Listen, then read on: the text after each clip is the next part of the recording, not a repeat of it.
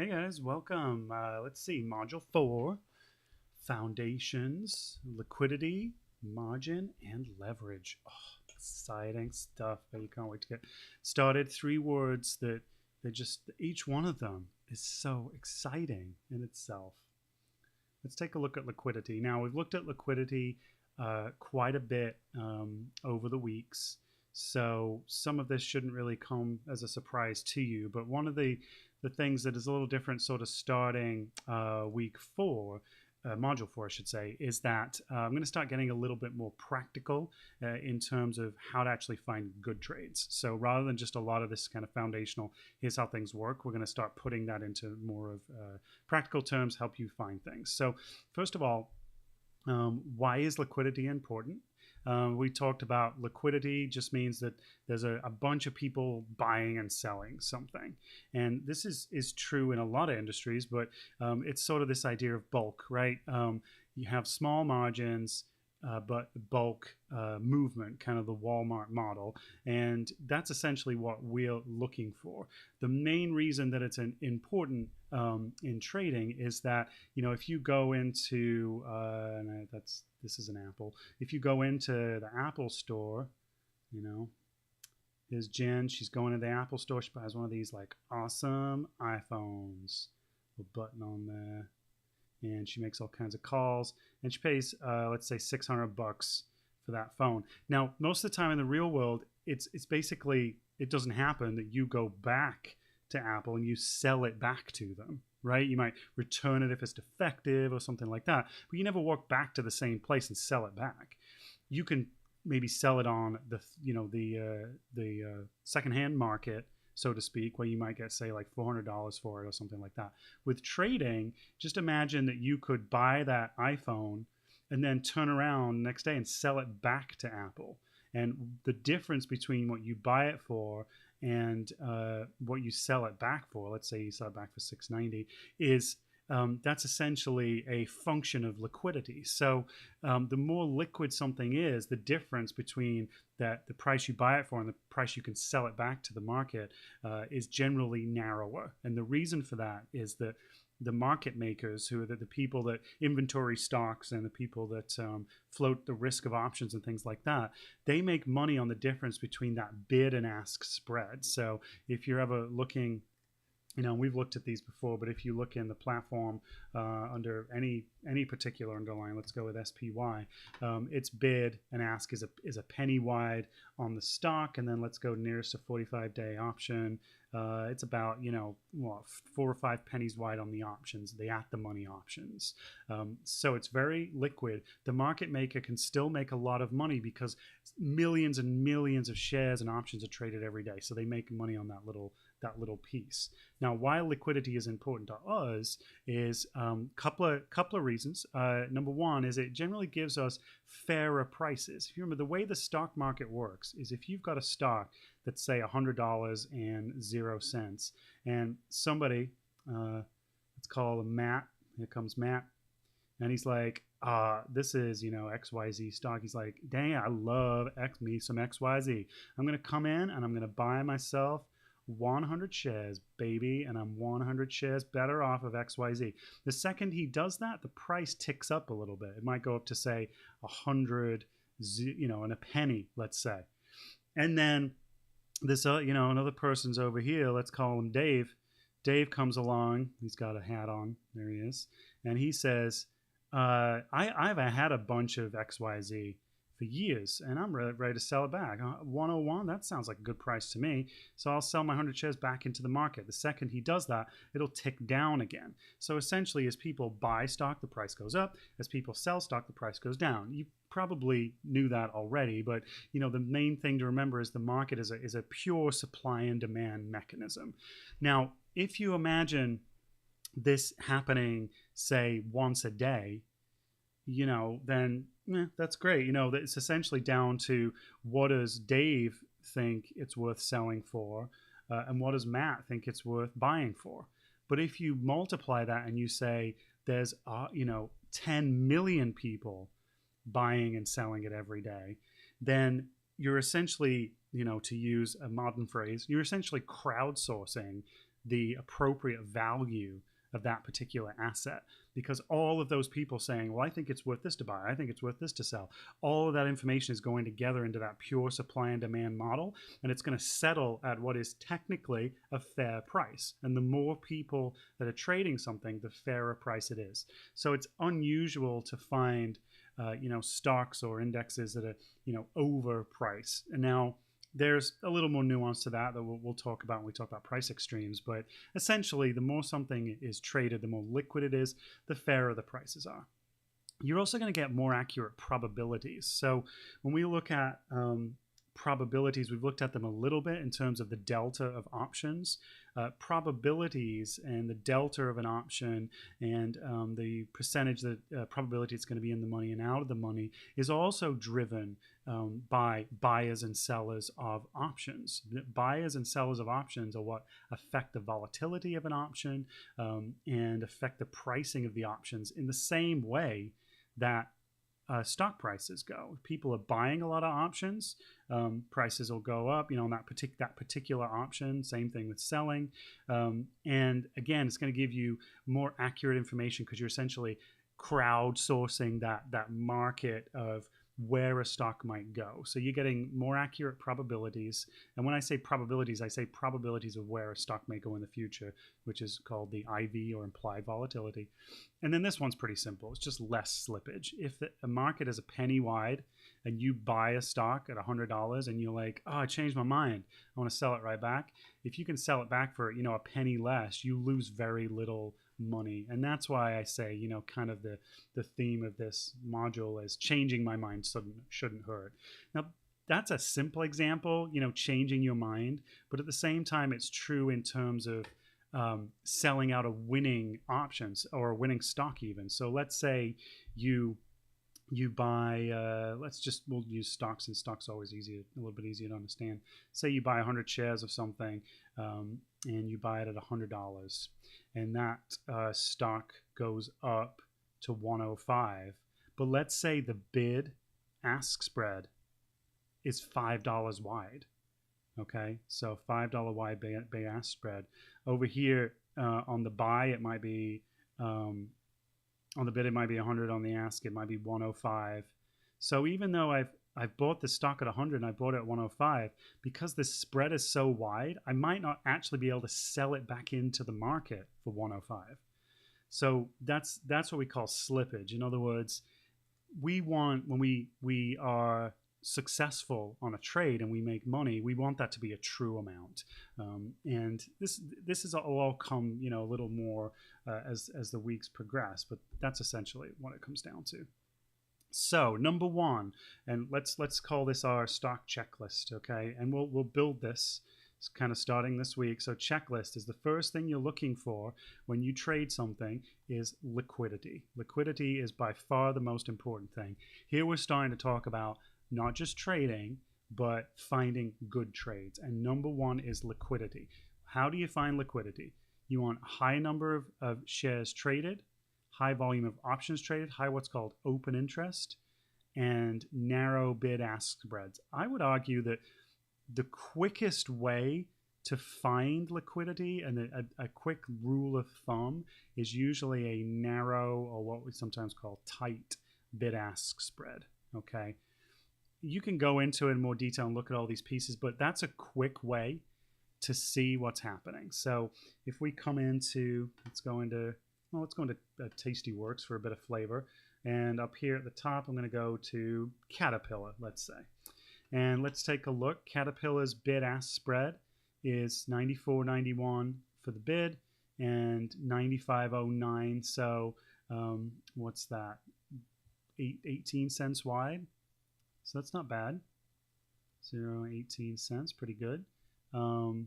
This volume right here says 114,000. Now it's Saturday, so the market's not open. So that was not necessarily accurate, but that is a low number. We want, generally speaking, to be over, say, 1 million. And let's take a look at the bid ask of the options as well. So let's go closest to 45 days. And let me clear off my screen here a little bit. And let's just, I know I always favor the puts, That's just because selling puts is one of the most functional strategies we have. But right here, let's go to the 30 delta put, 146 to 157. So it's about 11 cent wide. So this is not illiquid, but it's not super liquid either. We'd like to have as tight as possible. Let's say, bid ask spreads in the stock somewhere, maybe less than 5 cents, and preferably less than 10 cents. The narrower the better. But one of the things that you will find as we look at different strategies, we'll go into this in more detail too, but the closer you get to at the money, the current stock price, the wider the bid ask spreads get. And there's a reason for that. It's to do with market makers and how they hedge their trades, but it's just something to keep in mind. So would I not trade Caterpillar? No, I mean it's on the edge. Well, let's call it that. But let's look at, say, let's pick something that we know is definitely going to be liquid. Let's go with like an FXE, which is the euro. And look, this one actually, the bid-ask spread is pretty wide up here on the stock. Let's look at the options. The options are a little tighter there, right? So this one would be okay. Now, by far, the most liquid items are going to be those big name ETFs. Also, all the things that I'm adding to you in the market sector parts of this course, I'm telling you about TLT and GLD and QQQ and all that. Those are going to be, generally speaking, they're going to be very liquid. If we put SPY, SPY is the king. It's always going to be the most liquid. Look at that, 1 cent wide on the stock, 22.5 million shares traded. Let's take a look at closest to 45 days. Even the at the money options are only 4 cent wide. Once you go up into the 30 delta, 3 cents. Look at these, 2 cents wide. This is as liquid as it gets. Okay, so that's your first item. You want to note that down. First item is liquidity. Okay, now let's look at how some of these pieces kind of play into how the different kind of accounts work. So we're going to talk about account types in a little bit more detail in the next module, but I want to just kind of get your head turning a little bit on this, or not your head turning, like the gears turning. So if you have an individual account, which is a standard like cash account, not tax exempt or anything, tax sheltered or anything like that, and this is not a hard and fast rule, but most brokerages, it's over $250,000, $2,500, excuse me, you are allowed to use what's called margin. And margin essentially means that when you get into an particular instrument, whether it be selling a put or buying stock or whatever, the brokerage is not going to hold 100% of the capital required for that particular investment. They're going to hold the capital that they think is appropriate. Now, it's proprietary from brokerage to brokerage how they decide that, but a quick way to tell, and you can even do this in your paper trading account, is just go in and say buy some stock. So let's go to SPY, buy on the ask. So I just click the ask down here at the bottom, got 100 shares, so it should be about $22,000, let's say. Go to confirm and send. 23,000, excuse me. Look, my cost of my trade, my max loss essentially is those 100 shares. That would be the S&P going to zero, give or take 24,000, but they only are holding about 12,000. Now, you may not have done this before, but in your paper trading account, if you come up here to the top where it says all accounts and switch to the IRA, this would be a tax sheltered account, and then just come and hit that confirm and send again. And look, the cost of the trade, the max loss, and the buying power are the same. So there is no margin in tax sheltered accounts, but we'll get into that in more detail next week. Essentially, what this allows us to do, and it all comes back to buying power, which we talked about last module, is that it allows us to do more with our money. But we also have to be careful. Let's say we have $10,000 in our account and we buy a stock that 100 shares of it is valued at $10,000. So the brokerage, let's say they hold up 3,000. It'll look like you have $7,000 in your account. But if that stock were to go down to zero, your account would be in the negative, would go down to zero. Okay, you'd have $0. So I know it seems like, oh, they hold up $3,000. But what happens if the stock goes below that expected range? You're still going to lose that money. Now, take that to another extreme. Let's say you have $5,000 in your account and you buy 100 shares of a $100 stock. and they hold up $3,000. So your balance will show as $2,000. What happens if that stock goes down to zero? You're going to be negative, right? You'll be negative $5,000. And that's what's called a margin call. Okay. When that happens, you're going to get a nasty phone call from the broker. There are also some brokers that if the value, the total, what we call notional value of the stock, in this case $10,000, is more than your account balance, even though they'll only hold $3,000, they'll actually charge you an interest amount on the amount that's over and above the stock price. So in the case of $5,000, and let's say you buy a $10,000 worth of stock, they margin $3,000. So that means you've got $2,000 left in your account, but then there's $5,000 in notional value, total value of that asset, which is not being represented in this equation. Some brokers will charge you like 4% interest on that difference. So when we look at margin, one of the things that we're not going to do, oops, don't need that. One of the things that we are not going to do is we are not going to have more investments in our account than what's represented by our account balance. Okay, so in other words, we'll never be into that situation where we're going to pay. Now, what that'll mean is that most of the time, you won't be using all your cash. In fact, generally speaking, we like to cap the amount of cash you use in your account to about 50%. Again, we'll go into that in much more detail as we go on. So that's margin. We talked about that a little bit before, but I want to kind of get into a little bit more detail. And then what that gives us essentially is leverage. And leverage, you know, just like a lever, if you have a large object, you know, and you have a lever on it, and here's this, you know, somebody out here, let's call him Ben. And Ben's kind of wimpy, you know, he's got tiny muscles. And he can't lift this boulder, so he uses this lever. And large movements in this lever, you know, small movements down here, but have more force associated with them, if you remember from, you know, your high school physics.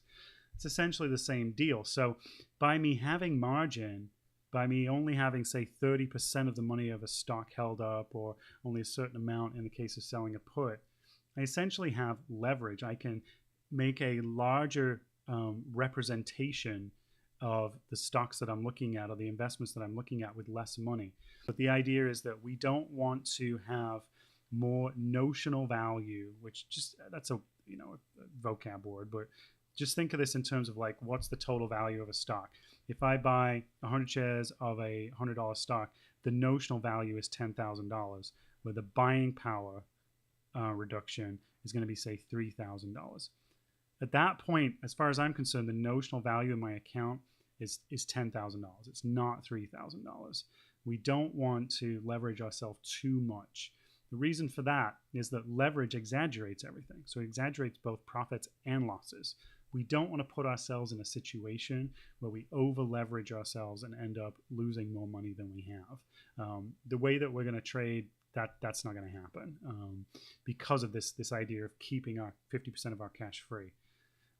Now, I know there's counter arguments to that, but you know, we don't want to go into that in more detail. We'll come back about that later, about why it's good to not use all your capital. That goes kind of against traditional investing. Traditional investing, you're going to use all your capital.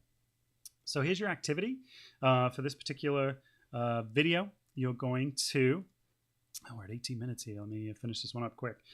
You're going to choose one of your favorite stocks. Choose whatever you want. It can be one from our watch list we've been building, or it can be one of your own. And you're going to answer these 3 questions and post them out to the Facebook. Is it liquid? Why? What would be the buying power if you were going to sell a 30 delta put? And assuming you've got your $100,000 in your paper trading account, what percentage of your account would be used up if you were to sell just one put? So post it out to the Facebook group. I'll see you in the next video. Thanks.